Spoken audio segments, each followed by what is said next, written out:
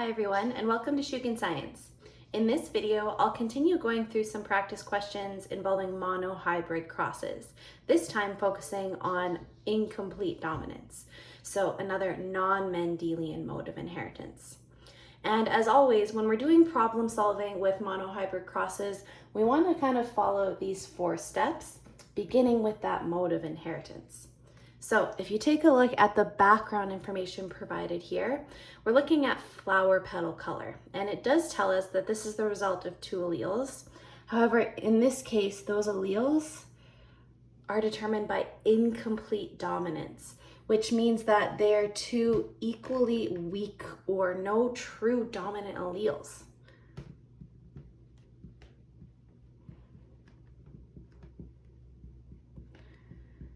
Now this is considered to be a non-Mendelian pattern because what we're going to end up seeing, instead of 2 different phenotypes, a dominant and recessive one, there's actually going to be 3 potential phenotypes because the heterozygous individuals will have a blend of the 2 alleles.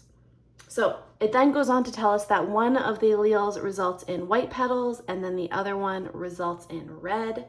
Those, however, are going to be what we see with homozygous individuals. Again, because this is incomplete dominance, the only way to get white petals would be if you had 2 of the B1 alleles, is what I'm going to call them, but you could use any annotation here.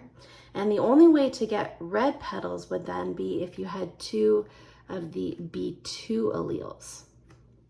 Because if you had, again, a heterozygote,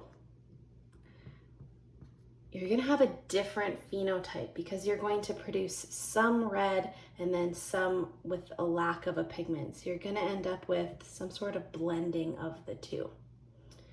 Anyways, when we take a look at the extra information provided in terms of the parents that are being crossed, it does answer our question about what the heterozygote looks like because it says we have a flowering plant with pink petals. Now, logically, pink would be what you get when you mix white and red. So if both the red and the white alleles are expressed equally, in every one of those cells, we'll get a blend of the 2, which is, by the looks of things, going to be pink. So this flowering plant with pink petals, that must be a heterozygote.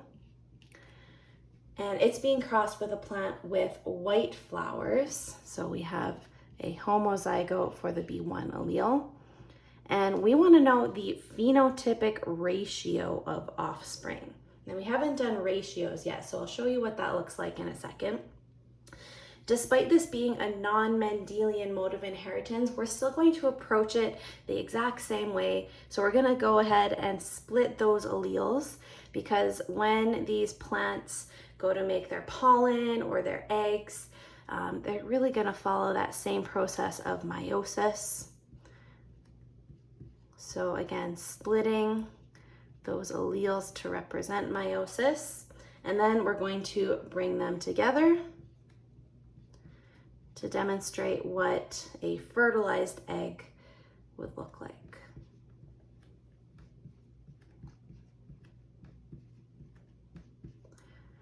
All right, so what we see here are 2 different genotypes.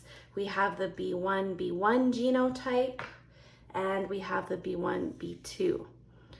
However, the question is asking us about the phenotypic ratio. And so we're not putting this in terms of probabilities.